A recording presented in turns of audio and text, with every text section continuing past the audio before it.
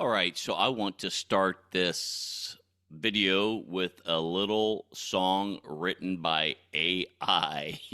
Yep, I forget what app I used. I'd have to go look at it, but it's Suno AI or AI something. It was a freebie download. So, all right, enjoy. Here we go, welcome to the show. It's a journey life, yo, you already know. We taking clips, making flips, getting lit, dropping knowledge and wisdom, gonna make you uplift. This is the journey life, no need to stress. We'll guide you through the ups and the downs, yo. Let's sit back, relax, let the rhythm flow. We on that hip hop ride, let's go, yeah. All right, so that's pretty funny to me. I really like it. There's another one that kept cutting out on me, but they just generates the words and the beat and everything like that. So, all right, so this is me. I'm coming up here in a minute. Of course, this is me. Les Heron with the Journey Life. So I'm gonna have kind of go through. I wrote an article, and I'm gonna like talk about that article as part of this video podcast. All right, God bless you. See you in about 1 second. Bye. Hi, I'm glad you're here. This is going to be on YouTube. This is my article I wrote for Substack. You can find me at lheron.substack.com. This is less about adults playing, and it comes from an Albert Einstein quote that said, "Play is the highest form of research." And I add, we almost always apply it to children and not to adults, and we should apply it to adults. When is the last time you played? First, what is play? Playing refers to engaging in activities for enjoyment, recreation, or leisure. It often involves games and sports or other forms of entertainment that are not necessarily goal-oriented or productive, but are undertaken for fun, relaxation, and personal fulfillment. Playing can include, but is not limited to, physical activities like sports or outdoor games, creative things like drawing, painting, or playing an instrument, social activities where we interact with others through games and or group activities, and mental activities such as puzzles, video games, or board games that challenge the mind. Now, playing is just as important for adults as it is for children. When us adults incorporate play into our lives, we will be much happier and healthier, as well as much more fun to be around when around those young ones.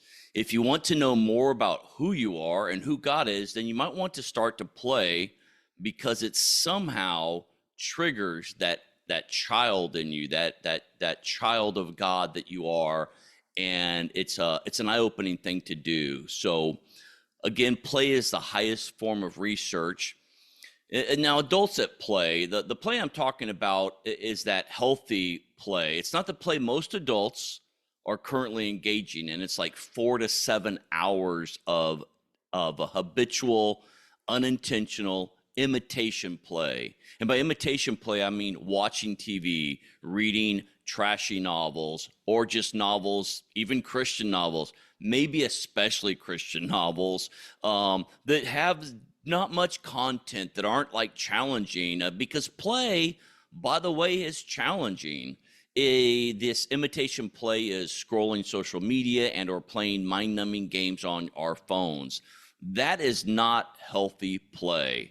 We know that for our kids, okay? We want our kids to be outside. Well, a lot of us don't, but that's what we're told is right, and that's what we kind of intuitively know is healthy. But imitation play is similar to pornography. Why? Because it's superficial, it is one-dimensional, it feels good for a fleeting moment, but it produces nothing of value, and it is highly addictive. So I wrote down 4 things that healthy adult play might look like. It's kind of connected to the definition I just said about what playing can include, but the first thing we can do as adults is we can decide that it is play, and that it is anything that we want it to be. Working out at the gym, not because I have to, it's my job, I want to be healthy, but because I've decided to make a game of it. I've decided to play going to the gym, and I want to enjoy it and have fun while I'm doing it. Now, a game where your results are not how much weight you've lost, but possibly how many minutes you've worked out in the week or how much of a 6-week weightlifting program you've completed. I was talking to someone a few months ago, and they saved all of their favorite shows for the treadmill. And that was really interesting. They were looking forward to going to the gym, getting on the treadmill or the bike or the elliptical for almost an hour for a few months in a row, just so they could watch their shows, because they made a commitment. They made a rule in their game. So you create the game. You decide what a win or a loss is. And you can make win-win situations, of course, but you win just by participating. Hard work can be play. You choose if your hard work is play.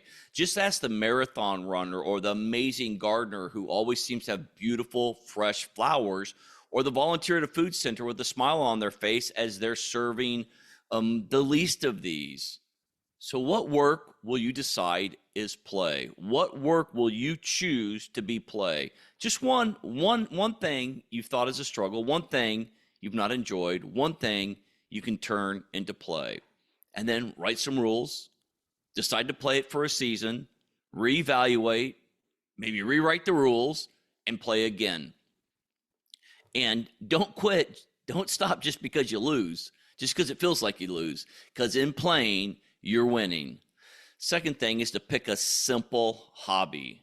Now, I have 3 juggling balls on my desk. Oh, they're underneath a journal here. I only have 2 out right now because I totally failed at these are, yeah, there you go. You can actually see them. They're disappearing juggling balls. I failed at learning how to juggle. I took probably 6 weeks. I watched some juggling videos. I sit there and you try to throw up one to, while you're there and you're throwing it up. Well, you know what? I can't do it. I still do it, but yeah, I have to be scooted back some. But I did that. Then you do one, then you do 2, and I just kept dropping 3 for weeks at a time. And I gave up on it, but I did commit to playing the game, and I still pull them out like I have them here. I'll squeeze them. They're a little bit fake leather, I think. And I throw them up and down. I throw them from hand to hand. I stand up and I throw them up and try to throw it up and catch it, see how consistent I can be without actually looking at it directly, but with my peripheral vision. And so the benefit was I played. It cost me about $6 for these 3 things off of Amazon.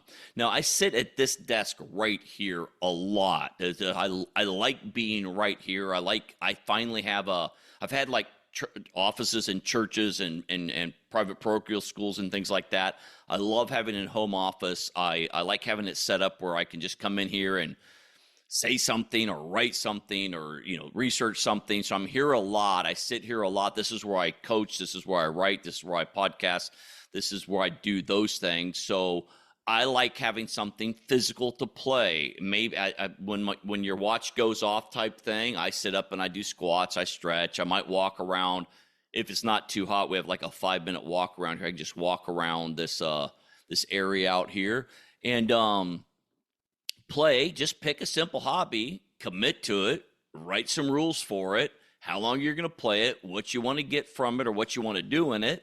Just decide it's a win, even if you lose. Now, here's what's interesting is hobbies 100 years ago were woodworking, letter writing, whittling, silver making, things like that, things that you would have to increase your skill, and all things that also produced something. Now, what we have now is video games or TV. Again, that kind of a hobby. That's not the hobby that's beneficial. That's not a hobby. It's play, but it's actually play that's detrimental. You would want your 5-year-old to be out playing, but you wouldn't want your 5-year-old juggling knives, right? That would be detrimental play. And you wouldn't want your 5-year-old learning how to smoke. Okay, that could be a hobby. That would take up a lot of time. And you could teach them how to roll cigarettes or tamp a pipe down or something like that, or really clip a good cigar well and get those smoking. But it'd be detrimental. It won't kill them right away, won't hurt them right away, but over time, it's detrimental. That's what TV watching and playing games on our phone are, or young men and women playing hours a day of video games. So I've now I've tried my hand at a lot of hobbies. So I've gone through some of this stuff. I've tried my hand at knife throwing. I didn't really like do enough of that, although I do have a target. I do have the knives. I need to get those back out. What happens, it either gets way too hot in my backyard, and then we got dogs right after I got the target, made a target, and the dogs are always out there, and I don't want my knives never have stuck, so they always talk, boop, they always fall down. So I've always wanted to not kill a dog. But I did candle making, which I did still do. I was curing huge slabs of bacon. I mean, really big things of bacon, and learning how to cure it, cut it, cook it, give it away. I bought martini glasses and a shaker to make great martinis. Gardening, I still do gardening. Chess, last year I played chess every day for over 365 days on my phone. I increased my score. I thought I was okay, like for 40 years ago or more. That'd be about 50 years ago now. Holy smokes.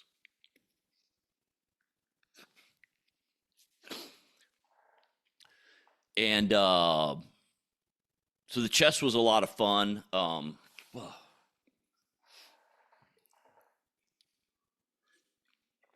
Brought to you by Bum Energy Drink. It's got cognizant. It's about 100 milligrams of caffeine, a little bit of cognizine for my brain. This is from like noon. I usually don't drink it after 1 o'clock. I started it after lunch about 12:30, but I have some little bit left over here I'm drinking. Really not sponsored by Bum Energy Drink, by the way. You know what? Oh, well. So, and then I tried, of course, the above mentioned juggling that was unsuccessful. And one thing I've been doing for 5, 6, 7 years is creating some complex, simple syrups for amazing old fashions with different things at Christmas and at Thanksgiving, and that's been a lot of fun. So what hobby will you play with? What hobby will you commit to and play? And then something else you can do is just pick one thing to play. Pick one thing to play.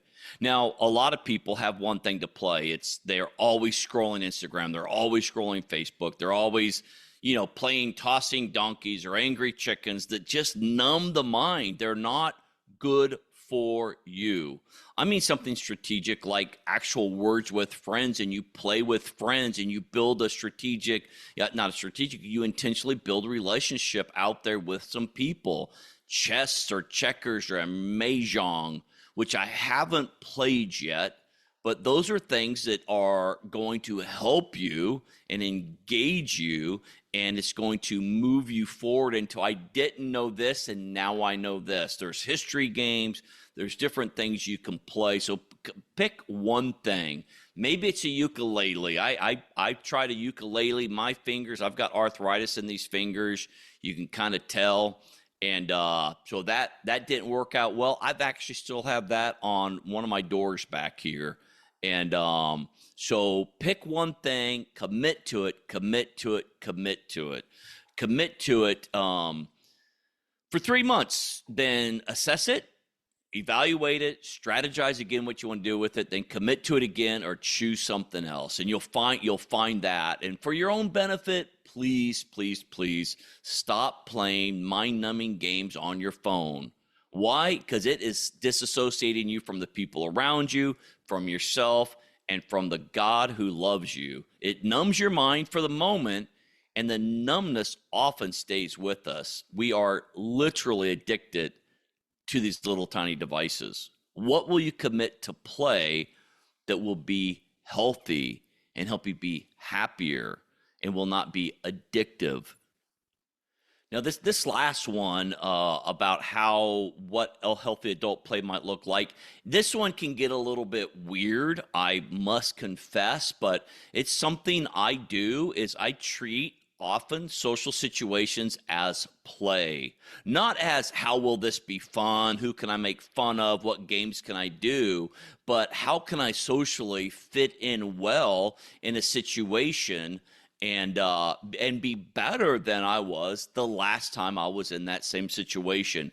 It is something I have had to do for decades because I was a very extremely quiet child. I didn't talk a lot. I've written some about that and talked some about that. I struggled with a socialization. I struggled with communicating. The Lord helped me a lot when I got saved and spirit filled with speaking in tongues at 13. And then again, I was saved 100 times before 13, but 13 was my I'm an adult sort of thing moment. And really made a huge difference. And I started having to figure out if I'm going to love people, I have to speak to people. That sounds obvious now, but it wasn't back then. I would read scripture and it'd be like, okay, loving people, that's the thing, that's a deal. So if play doesn't need a reward or a conclusion, but simply satisfaction while I'm doing it, then I ask myself, what can I do in this social situation that I'm heading to tomorrow or next week that will fulfill me, that will be enjoyable to me? And I find this really works when attending church or religious activities. Actually, that's what I mostly have attended for my job. But as an employee of church and or private parochial schools, I found many, if not most meetings to be boring. I say that like holy, holy, holy. They were boring, and completely unnecessary. So I started to imagine what I could do to show up as my best me, as my best self. I know people hate that phrase. It's a great phrase. I want to be my best self. I want you to be your best self. I think it's honoring of God's design of us for us to live into that and to pursue that and to go, what is my best self? And so I've shown up to just yesterday. Yesterday, I showed up with a word for someone. That's a whole nother story. I've done that regularly. I've shared dreams I've had of people. And I have a process for sharing dreams and things like that I think are from God. But I show up with spiritual words of encouragement. I've showed up maybe 5 or 6 times every year for the last 3 years since I've not been pastoring from behind a pulpit or from a pulpit, a regular church. I have shown up 5 or 6 times or more with gift card, a check, big or small. And just gone with my heart and my hands wide open to be a blessing. And it makes these meetings for me a win-win situation. So if the meetings aren't good, I win. I'm playing the game. I mean, I have a system of note-taking when I'm in meetings that I'm not going to share right now, but it's super helpful for me. I come home and I've gotten something out of that meeting. Even if I didn't disagree with the person, I don't sit and write down everything I disagree with. I do write some of it down, but I have God's stuff for me, and it's a social situation. It's play. I have chosen to treat social situations as play. And what's interesting is I started coming away from some of these social interactions that were should have been negative or were negative towards me in some bad situations I've been in ministry. And I'd be like, oh my gosh, I wouldn't even think about how awful it might have been or could have been. And I was like, oh my gosh, did I really respond in such a clear yet kind way? Was that me talking? And I had so much peace. I just reclined in the presence of my enemy, just sitting back, just listening to them and not having to control them or not having to me win over them. And it was play. It's play. And there's something about that that's super powerful. So how will you, if you choose this as one of your 4, as one of the 4, how will you make social situations play? And where you win, you might be the only one playing, but how much more fun is it that you're going to play something than you're going to be part of something that you don't like, but your spouse wants to go, or that's where you go. You feel like God's called you there. Instead of sitting and complaining or judging, start playing in that situation. I'm going to read Matthew 18:3. It's familiar to you, so I'm using the Passion Translation. It's probably familiar to you. It says, "Learn this well. Unless you dramatically change your way of thinking and become teachable like a little child, you will never be able to enter in." And I know there's no play in that. I know that, but a little child is teachable. They love play. They get a lot from play, all right? If you don't believe the Bible, believe Einstein. All right, so in conclusion, play is healthy, addiction is unhealthy. Play is fun, entertaining, and sets our mind free in so many ways. Addiction is boring, makes us bored, makes us boring, and imprisons our minds, and eventually imprisons our bodies. Play is an attitude, a mindset, a choice that we can make, we must make if we want to go forward joyfully. And addiction can be all of the above for a short season. It can be entertaining and fun and seem to set your mind free, but it's sin, Proverbs says, is fun for a season. Sometimes more than a month, a couple of years maybe sin can be fun, but addiction quickly becomes a hiding place and a force that defeats the very person we hope to be, all right? So get out there and start to play for no reason other than it's a brilliant research into who you are and who God is.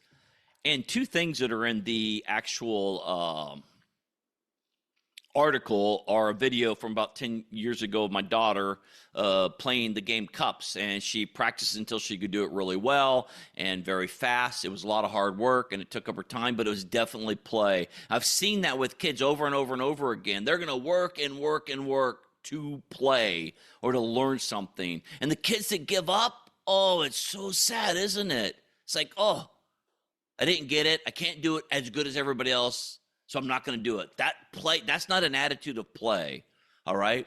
And then if you're interested also in this article is if you're interested in being happier, healthier, and more whole, then read. I attached an article on how you can be happier in the next 10 minutes that I posted a few months ago on my Substack. My Substack is lherron, HERRON.substack.com. I would love for you to get on there and follow me. All right. God bless you. Have a great day. Here we go, welcome to the show. It's a journey life, yo, you already know. We taking clips, making flips, getting lit, dropping knowledge and wisdom, gonna make you uplift. This is the journey life, no need to stress. We'll guide you through the ups and the downs, yo. Let's sit back, relax, let the rhythm flow. We on that hip hop ride, let's go, yeah.